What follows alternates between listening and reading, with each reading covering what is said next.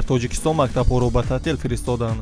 театру кинотеатрҳоро бастанд. ҳукумати тоҷикистон эълон кард, ки барои ҷилавгарӣ аз сирояти эҳтимолии бемории COVID-19 бештар аз 2 миллион кӯдаку наврасро ба таътили дуҳафтаина мефиристад ва чорабиниҳои оммавиро манъ мекунад. вазорати маорифи тоҷикистон гуфт, рӯзи 25 апрел қарори таътили муваққатӣ дар тамоми кӯдакистону мактабҳо ва муассисаҳои таълимии дигар дар ҷаласаи ситоди ҷумҳуриявӣ оид ба пешгирӣ аз бемории COVID-19 дар шаҳри Душанбе қабул шуд. ҷаласаи ситоди ҷумҳуриявӣ макотиб ба таътил, содирот манъ, дори киною театр баста шавад.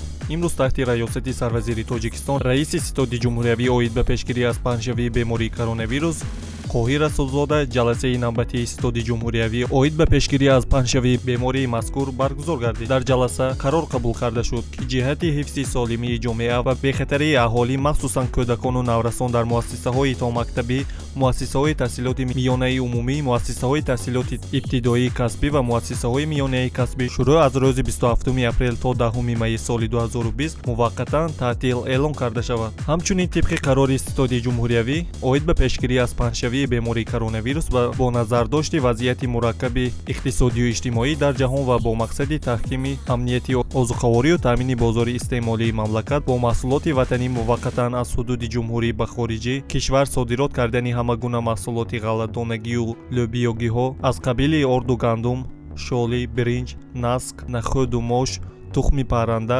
картошка ва ҳама намуди гӯшт манъ карда шавад. дар асоси қарори ситоди ҷумҳуриявӣ оид ба пешгирӣ аз паҳншавии бемории коронавирус ҳамчунин дар тамоми қаламрави мамлакат муваққатан ташкил ва гузаронидани ҳама гуна чорабиниҳои оммавӣ аз қабили машварату ҳамоишҳо, чорабиниҳои варзишӣ, намоишҳои кино ва театр манъ карда шуд.